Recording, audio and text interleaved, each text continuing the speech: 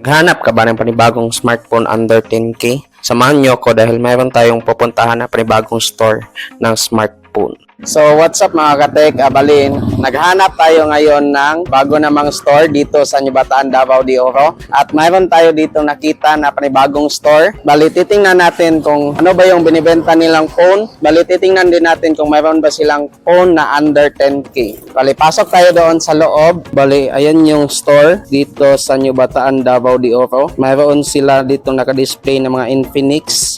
So doon naman sa gilid, mayroon ding iba't ibang phone, mayroong Tecno at saka Realme. Bali titingnan natin dito kung mayroon ba silang phone na under 10K. So, ito guys, yung Infinix Smart 8. Bali ito yung storage niya. Ito naman yung price, 4,990. 90 Hz of refresh rate. So back ng box. Yan yung makita yung information sa box niya. 5,000 mAh of battery to 200% volume. Yung fingerprint niya is nasa side. Processor is octa-core gaming processor. Display is 6.6 inches. Network or yung SIM niya rated by 4G. Sa front is 8, back is 13 plus AI cam. Next naman natin is yung Infinix Note 30 na yung price niya is 7,990, 45 watts fast charge, 16 GB of RAM. At yung storage niya is 256. Back ng box, 5,000 mAh of battery. Yung display niya is 6.78 Full HD plus iCare display, 120 Hz refresh rate. Yung processor niya is MediaTek G99. Network is 4G. Front cam is 16. Back cam is 64.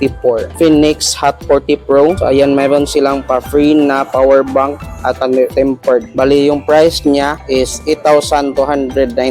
256 of internal storage, 16 GB of RAM. So ito naman is 120 Hz refresh rate. 108 yung back, yung front is 32. Yung processor niya is MediaTek Helio G99. Display is 6.78. Battery capacity is 5,000. Network is 4G. Sa display nila ng mga Infinix guys, ayan yung mga price nila. Ayan yung nakita natin dito na under 10K. So Infinix Smart 8, 4,990. Infinix Note 30 is 7,990. At yung Infinix Hot 40, 8,290. So next guys is dito naman tayo sa Tecno Spark. So ayan yung Tecno Spark Go 2024. Yung price niya is pasok pa din sa ating hinahanap na phone na under 10K. Bali yung price ng phone na to is 4,990. Yung storage niya is 128, yung internal at saka 8 GB of RAM. So ayan yung back ng box. Yung speaker niya guys is dual speaker, 5,000 mAh of battery. Yung fingerprint niya is nasa side, yung network is 4G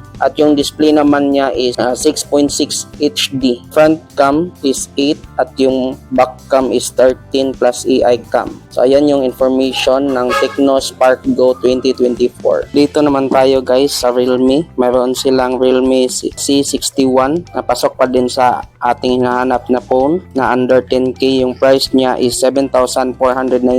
So ayan yung phone. So tingnan natin yung back ng box. So yung phone na to guys is 90 Hz refresh rate. So ang kagandahan dito guys is mayroon akong napansin, mayroon siyang IP54 water resistance. So mayroon din siyang 40-month health guarantee sa kanyang battery. So ayan lang yung makita yung information about sa box niya. So ayan guys, sa Redmi naman mayroon din silang budget phone na kaya ng hinahanap natin na under 10K. Mayroong Redmi A3 at Redmi 13. Una nating tingnan is yung Redmi 13 na yung price niya is 7,990. Yung camera niya is 108 at saka 33 fast charge. Tingnan naman natin yung back ng box. So walang nakalagay, dito lang tayo sa gilid. So ayan yung information naman na makita nyo sa gilid ng box. Yung phone na to guys, yung phone na to is yung battery niya is 5,030 mAh of battery. MediaTek Helio G91 Ultra.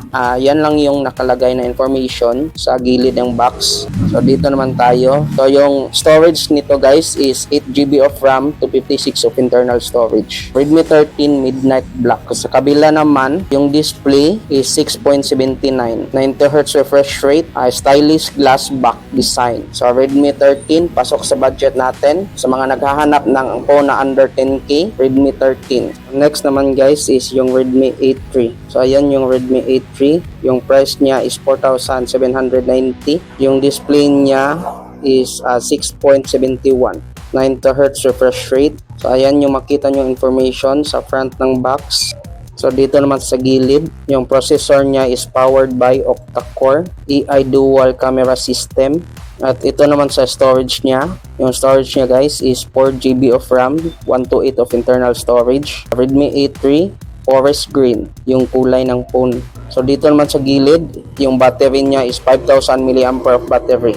So secure fingerprint and face unlock. So ayan guys, mayroon din silang display na Samsung A05. Yung price niya is 5,490. Yung price niya is pasok pa din sa ating hinahanap na phone na under 10K. So ayan yung makita yung information sa box ng box niya. So try natin sa likod. So ayan yung information. So yung storage niya guys is 4GB of RAM, 64 yung internal storage. At saka yung kulay ng phone is black. So ayan lang yung mai-share natin information about sa phone na to. So mayroon din silang Vivo guys. Display nila is Vivo Y27 5G. So ayan yung price ng Vivo nila, 8,990. Pasok na pasok pa din sa ating budget phone na under 10K. So try natin tingnan yung back ng box. So ayan naman yung makita yung information about sa box. Yung RAM niya is 6GB of RAM, 128 of internal storage. Yung kulay ng phone is Mystic Black. Yung network niya is 5G. Yung battery is 5,000 mAh of battery. At mayroon din siyang 50 megapixel portrait camera. Ito naman tayo guys sa Oppo. Mayroon silang Oppo A18. Yung price niya is 5,990. So ayan, pasok na pasok pa din sa ating budget phone na under 10K. Sa mga naghahanap ng phone na under 10K, mayroon din sila dito na Oppo A18. So tingnan natin yung back ng box.